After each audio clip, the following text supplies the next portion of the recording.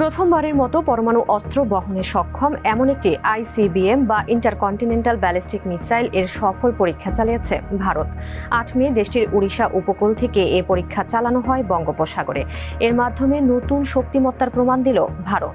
ভারতীয় গণমাধ্যম Times of India বলছে, এই ক্ষেপণাস্ত্রটির সক্ষমতা প্রায় ৫,৫০০ কিলোমিটারেরও বেশি।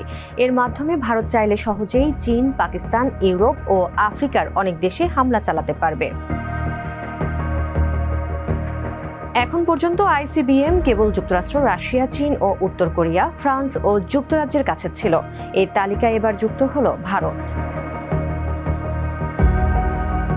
সম্প্রতি ভারতের ক্ষমতাসীন দল বিজেপি বলেছিল, অগ্নি-৬ পরীক্ষা চালানোর জন্য প্রস্তুত ভারত। এর সক্ষমতা ১০,০০০ কিলোমিটারেরও বেশি।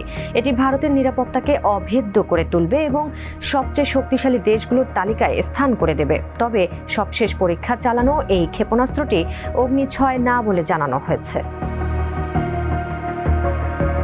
এদিকে কক্সবাজার, বরগুনা ও চট্টগ্রাম, ভোলা সহ বাংলাদেশের বিভিন্ন জেলা থেকে আকাশে উজ্জ্বল আলো দেখা গেছে। রকেটের মতো দেখতে দৃশ্যটি নিয়ে বেশ চাঞ্চল্য সৃষ্টি হয়েছে। অনেকে এর ছবি ও ভিডিও করে সামাজিক যোগাযোগ মাধ্যমে প্রকাশ করেছেন। পরে জানা যায়, এটি ভারতের আকাশ সীমার একটি ঘটনা। আনুষ্ঠানিক কোনো বিবৃতি পাওয়া না গেলেও ধারণা করা হচ্ছে, এটি ভারতীয় সেই আন্তঃমহাদেশীয় ব্যালিস্টিক ক্ষেপণাস্ত্র পরীক্ষার চিত্র।